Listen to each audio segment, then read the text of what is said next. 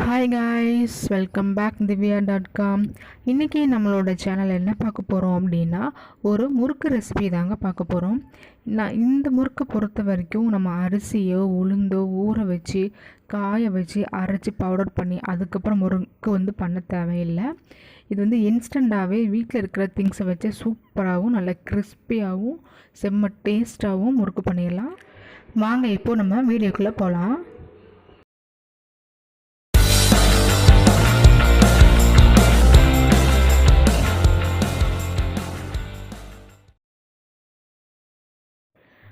First பார்த்தீங்கன்னா, நான் ஒரு கப் அளவுக்கு அவல் எடுத்திருக்கேன். உங்கள்கிட்ட பேப்பர் அவல் இருந்தது அப்படின்னா ரொம்பவே பெட்டர், அது கூட எடுத்துக்கோங்க. அதையே நல்லா மிக்ஸி சாரில் போட்டு நல்லா ஃபைன் பவுடராக அரைச்சி எடுத்துக்கோங்க. அரைச்சதுக்கப்புறமா ஒரு சல்லடையில் போட்டு நல்லா சலிச்சு எடுத்துக்கோங்க.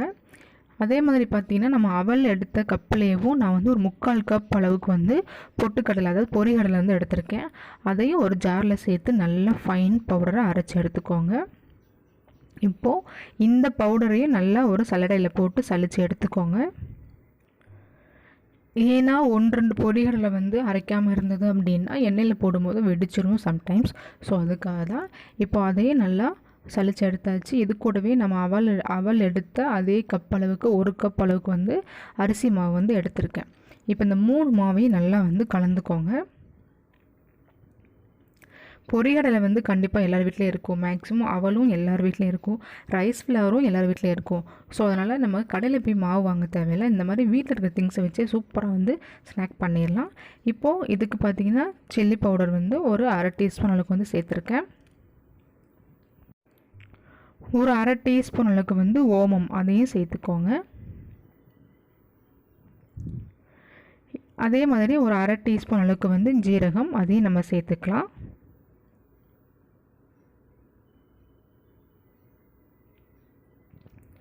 இப்போது இந்த முறுக்கு மாவுக்கு தேவையான அளவுக்கு உப்பு நம்ம சேர்த்துக்கலாம். உப்பு சேர்த்ததுக்கப்புறமா நான் 2 டீஸ்பூன் அளவுக்கு நெய் சேர்த்துக்கிறேன்.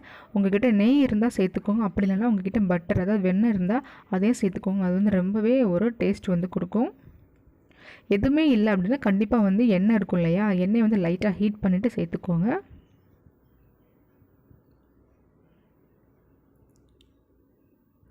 நான் 2 ஸ்பூனுக்கு நெய் சேர்த்துக்கிறேன். நெய் சேர்த்துட்டு ஃபஸ்ட் நல்லா கலந்து விட்டுக்கோங்க. நல்லா சுட சுட தண்ணி இருக்கணுங்க. இந்த முறுக்கு மாவு பிசைகிறதுக்கு நீங்கள் நார்மலான தண்ணி யூஸ் பண்ணிடாதீங்க. நல்லா சூடான தண்ணி இருக்கணும், அதாவது நல்லா கொதிச்சு இருக்கணும் அந்த தண்ணி. ஸோ அந்த மாதிரி இருந்தால் தான் முறுக்கு மாவு நல்லா சாஃப்டாக வரும்.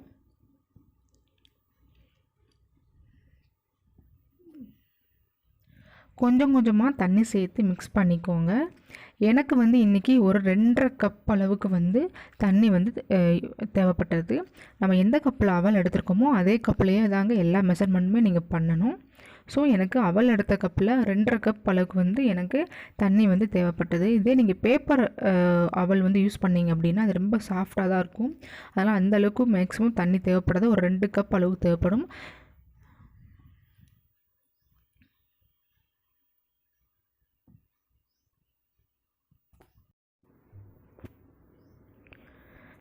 சூடான தண்ணி சேர்த்ததுனால நம்மளால் கையை வச்சு பேசுறது கொஞ்சம் கஷ்டமாக இருக்கும். ஸோ லைட்டாக அந்த சூடு ஆறுற வரைக்கும் ஒரு கரண்டி வச்சே நல்லா மிக்ஸ் பண்ணுங்கள்.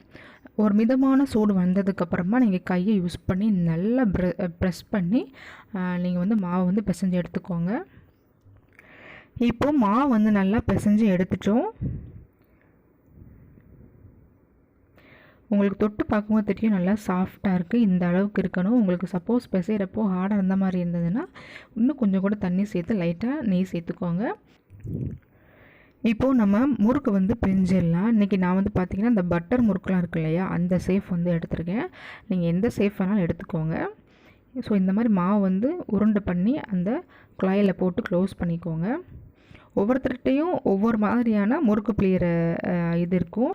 ஸோ நீங்கள் பார்த்து சேர்த்துக்கோங்க.